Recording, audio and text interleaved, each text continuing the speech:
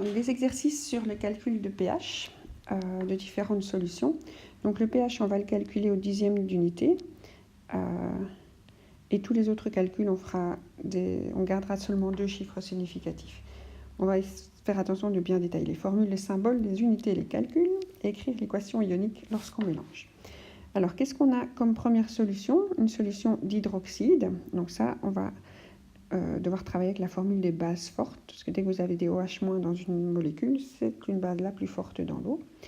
Le deuxième, c'est des sels d'hydrogénaux, donc HPO4 et un autre sel d'H2PO4. On a en fait un acide et une base conjuguée, donc ça va être un mélange tampon.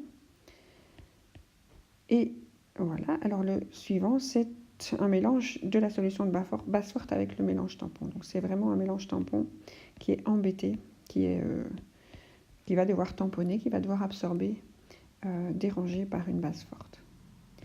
Les questions suivantes, ce sera pour la page suivante, c'est une question de dilution et d'utilisation d'indicateurs de pH. Alors, comment aborder la première question?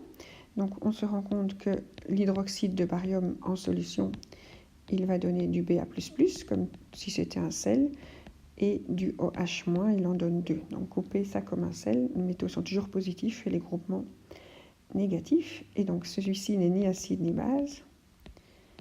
Et celui-ci est une base la plus forte. Et donc le pH de formule, c'est une pH de base forte. Si on regarde à l'arrière du tableau périodique, c'est 14 plus le logarithme de Cb. Donc il nous faut la concentration en base. Donc la question qu'on se pose, c'est quelle est la concentration en base? Ce qu'on a, c'est la concentration en hydroxyde, on peut dire en sel, 0,4 molaire. Alors on voit qu'il y a un coefficient 2, et donc en fait la base, elle va être 2 fois la concentration du sel, 0,8 molaire. On peut le dire aussi quand on voit l'indice. Donc il y a un indice 2, il y a un coefficient 2. Donc ça peut être la justification du fois 2. On n'est pas obligé d'écrire spécialement l'équation. Alors ici on a 14 plus le logarithme de 0,8, alors, et pas 0,4. Et donc si on fait le calcul, ça fait 13,9. Voilà pour le premier exercice. Le deuxième, on a un premier sel, Na2HPO4. Je le mets en solution et il me donne 2Na+, toujours le métal, toujours positif, et le reste qui est le groupement, HPO4-. Alors ce sel, j'ai sa concentration, 0,5 molaire, et cette fois-ci la concentration, celui-ci n'est ni acide ni base, et celui-ci est un ampholyte. Il peut être une base faible ou un acide faible. Et sa concentration est la même.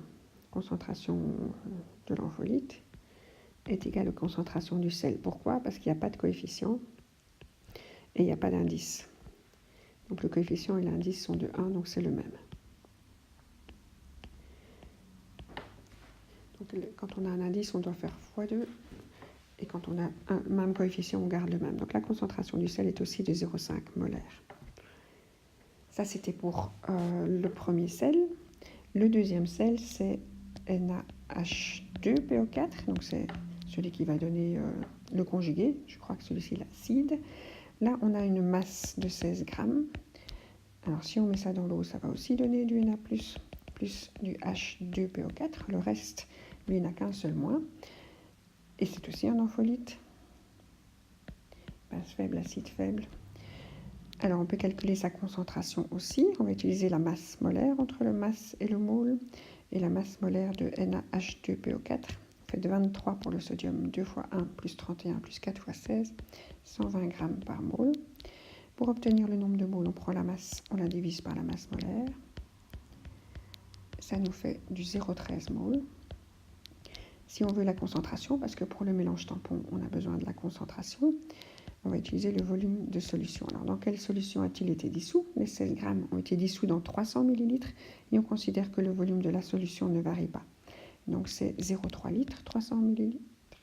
Et donc, on va trouver la concentration en faisant N divisé par Vs, nombre de moles divisé par les litres. 0,13 divisé par 0,3, on obtient 0,43, 3333, mais on utilise 2 chiffres significatifs, molaires. Donc, on a bien 2 espèces, HPO4-, H2PO4- qui sont conjugués l'un de l'autre. Donc ils sont en couple, un acide faible, une base faible, conjugués. Donc c'est un mélange tampon. Alors dedans il y a des spectateurs, il y en a plus, mais c'est pas ça qui va changer le pH. Et donc dans ce couple, celui-ci, le HPO4- est la base faible et l'autre est l'acide faible. Ils interviennent dans d'autres couples, mais ici c'est ceux-ci. Si on cherche le pKa de ce couple, donc on cherche le pKa du couple HPO4, H2PO4-, HPO4-, il est de 7,2. Donc en connaissant les concentrations, oui, on a dit que celui-ci était la base, donc on a la concentration de la base. On va plus l'appeler l'ampholyte, mais la base. Et celui-ci, c'est l'acide faible. Oui, c'était la concentration du sel. Donc la concentration du sel est égale à la concentration de notre ampholyte acide faible. Pourquoi? Parce qu'il n'y a de nouveau pas d'indice. D'accord? Pas d'indice, pas de coefficient. Donc on a un 1 ici, on a un 1 ici, c'est le même concentration. Donc on a la concentration en acide faible, on a la concentration en base faible. Donc on utilise la formule de pH du mélange tampon. La formule de pH du mélange tampon, c'est pKa plus log de Cb sur Ca. Donc le pKa, on a cherché, c'est celui du couple. Le logarithme, on prend bien la base au-dessus et l'acide en dessous. Donc la base, c'est 0,5, l'acide, c'est 0,43. Et quand on fait ce calcul de pH, on obtient 7,3. Donc en gardant 1/10 d'unité. Et donc on a fini l'exercice 2. Donc on a le pH de la base faible, 13,9. On a le pH du mélange tampon, 7,3. Alors on les met ensemble pour faire un mélange des trois choses. Donc du mélange tampon déjà à 2 éléments et le troisième élément. Et donc on dérange le mélange tampon en ajoutant une base forte. Alors il faut écrire l'équation de la réaction. Donc la base forte, c'est OH-, et elle va réagir avec un des composants du mélange tampon. Si c'est une base forte, enfin la plus forte, c'est pas vraiment fort, enfin si c'est fort, elle va réagir avec la portion acide du mélange tampon et donner la base faible conjuguée. Si ça avait été un acide qu'on ajoutait, il aurait réagi avec la base. Donc toujours acide-base. Et donc la partie acide, c'est notre H2PO4 une fois moins, et il va donner donc la base conjuguée de ce couple et de l'eau. Et ça, c'est la réaction ionique que je demandais de détailler en problème stoichiométrique. Donc un problème stoichiométrique, c'est des nombres de moles de départ, de fin et d'arrivée. Donc on a déjà un nombre de moles quelque part. Ouais. Hop, on a un nombre de moles ici qui concerne le sel, mais qui est le même pour le... Donc le nombre de moles du sel est égal au nombre de moles de l'acide faible, puisque de nouveau, il n'y a pas de coefficient, donc c'est 1 pour 1, la même quantité en moles en concentration. Donc 0,13 moles, c'est la concentration d'acide au départ. Il nous manque les nombres de moles de OH-. OH-, on a sa concentration, 0,8 molaire. On doit obtenir son nombre de moles. Donc, le nombre de moles de la base forte, quand on a la concentration, c'est C fois Vs.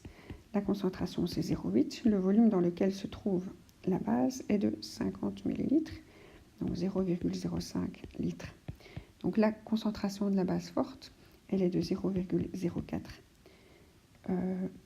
moles. Oh, ce n'est pas une concentration. Les tests de 0,8, le nombre de moles est de 0,04 moles. Donc on ajoute à ça 0,04 moles. Ils vont disparaître avec un coefficient de 1. Et elle va pouvoir disparaître complètement. C'est une réaction complète entre un acide fort et le reste. Donc lui va disparaître à moitié, il en restera. Donc il y a un reste, il y a un excès. Et donc c'est pour ça que ça peut rester un mélange tampon qui ne bascule pas dans un milieu très basique, puisqu'il lui reste et de l'acide et de la base.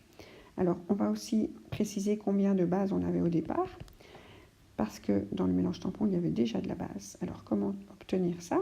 Notre base faible, elle est ici, on a sa concentration. Donc la concentration en base faible, va nous permettre d'aller vers le nombre de moles en base faible. Donc là, la concentration de la base, elle était de 0,5 molaire et elle était dans un volume de 300 ml dans le mélange tampon au départ. Donc on fait de nouveau C fois VS, 0,5 fois 0,3. On a ici 0,15 moles de base faible au départ. 0,15 moles de base faible. On ajoute cette fois-ci le 1,04. Pourquoi est-ce que d'un côté on retire et de l'autre côté on ajoute? Parce que les produits disparaissent et les réactifs disparaissent et les produits apparaissent avec le même multiplicateur. On pourrait calculer l'eau, mais l'eau on ne s'en occupe pas. On se retrouve avec 0,19 en nombre de moles de la base faible après la réaction. Et ici, c'est un nombre de moles d'acide faible qui reste après la réaction. Donc on a de nouveau un acide et sa base faible conjuguée, un mélange, acide faible, base faible conjuguée. C'est toujours un mélange tampon. Donc on utilise toujours la formule du mélange tampon. Le pK plus le logarithme de CB sur CA. Alors nous, on va prendre un petit raccourci, c'est qu'on va transformer la formule non pas en concentration, mais en logarithme du nombre de moles. Comme ça, on ne doit pas s'occuper de diluer par le bon volume de solution. Attention que si vous faites ça, il faut faire attention qu'il y a deux choses. Il y a 350 ml maintenant, puisqu'on a mélangé 50 avec 300. Mais ce n'était pas nécessaire, puisqu'on peut faire la même équation avec le nombre de moles, parce qu'ils sont dans le même BS. Alors, on y va pour le pKa, 7,2. Le logarithme, attention que la base est de ce côté-ci, 0,19. Et l'acide, 0,09. Et on se retrouve avec un pH qui est maintenant de 7,5. Donc, la variation de pH entre le mélange tampon et le mélange tampon dérangé est de 0,3 à cause du dérangement. Donc, à cause de OH- ajouté. Donc vous voyez que le mélange tampon est assez stable au niveau du pH. Alors ce que je voulais faire comme exercice suivant, c'était de prendre la même solution numéro 1, 50 ml de solution 1, et ne plus les envoyer dans le mélange tampon, mais les envoyer dans de l'eau distillée. Et voir un peu ce que ça pourrait faire, cet ajout dans de l'eau qui n'est pas un mélange tampon. Et donc voir que la variation de pH est beaucoup plus importante. Donc l'exercice 4, c'est peut-être des vieilles choses, mais c'est une dilution. Donc on a une solution de départ, initiale, qui a une certaine concentration initiale, un certain volume, et on a une solution finale qui a une certaine concentration et un certain volume. Et donc on va pouvoir travailler en rapport de dilution. Donc la concentration initiale, c'est la solution 1, qui était 0,4 molaire en BaOH 2 fois, mais ce qui nous intéresse, nous, c'est la concentration OH-, pour pouvoir calculer le pH. 0,8 molaire, et on en a 50 ml, 0,05 litres. Alors, qu'est-ce qu'on fait? On ajoute 300 ml d'eau. Et donc, vous obtenez à la fin un volume final de 0,35 litres. Et donc, votre volume est passé de 50 ml à 350 ml. Vous avez fait x7. Donc, ça, c'est une dilution par 7. Quand vous doublez le volume, vous diluez par 2. Quand vous multipliez par 7, vous diluez par 7. Et donc, la concentration, elle va être divisée par 7. On va diviser par 7 la concentration. Donc, on fait 0,8 divisé par le rapport de dilution. Et on obtient une concentration de 0,11 si on garde deux chiffres significatifs molaires. Alors ceux qui veulent utiliser la formule comme quoi le nombre de moles initial est égal au nombre de moles final, c'est permis. Et on peut obtenir la concentration finale en OH- en utilisant la formule CVSI sur VSF. Donc 0,8 fois 0,05 divisé par 0,35, on obtient la même chose. Donc soit on fait le rapport de dilution, soit on utilise les formules de la dilution, ça marche aussi. Et on va pouvoir calculer le pH. C'est toujours une base forte, cette solution qu'on a mis dans l'eau. Donc c'est du OH- dilué dans de l'eau, ça reste du OH-.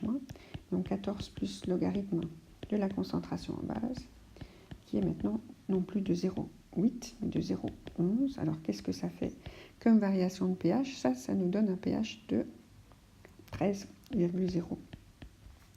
Donc la variation de pH est ici de 0,9. Donc on est passé de 13,9 à 13. alors que tout à l'heure on était passé de 7,3 à 7,5. Donc dans un mélange tampon, ça basifie de 0,2 unités, dans de l'eau ça basifie de 0,9 unités. On n'a pas l'impression que ça varie différemment, mais une unité de pH c'est 10 fois plus basique. Et donc la dilution est à peu près de ça. Alors il nous reste à jouer avec les couleurs, avec les indicateurs. Et donc la question qu'on se pose c'est tiens, la solution numéro 1 justement de pH 13 et la solution numéro 2 de pH 7,3, elles sont incolores l'une et l'autre et on ne sait plus où on a mis laquelle. Donc comment faire? On va utiliser un indicateur. Donc un indicateur varie selon le pH. Donc si on choisit le bleu de Thymol, je crois que c'est un des plus appropriés, qui a une zone de virage entre 8 et 9,6, qui passe du jaune au bleu. Et ben, quand vous mettrez celle qui est à 7,3, ben, elle sera bien jaune. Vous ferez celle qui est à 13,9, elle sera bien bleue. Et donc il faut aussi donner le mode opératoire. Donc c'est une goutte de solution inconnue, ou 1 millilitre, plutôt 1 millilitre de solution inconnue, plus une goutte d'indicateur, et 2 solutions. Donc si elle devient jaune, votre solution est la solution numéro 2, celle du mélange tampon, et si elle devient bleue, votre solution est la numéro 1, celle du BAOH. Alors c'est bien important de dire qu'on fait la recherche de pH sur un échantillon d'une goutte d'1 millilitre et qu'on s'attend aux résultats différents à chaque fois.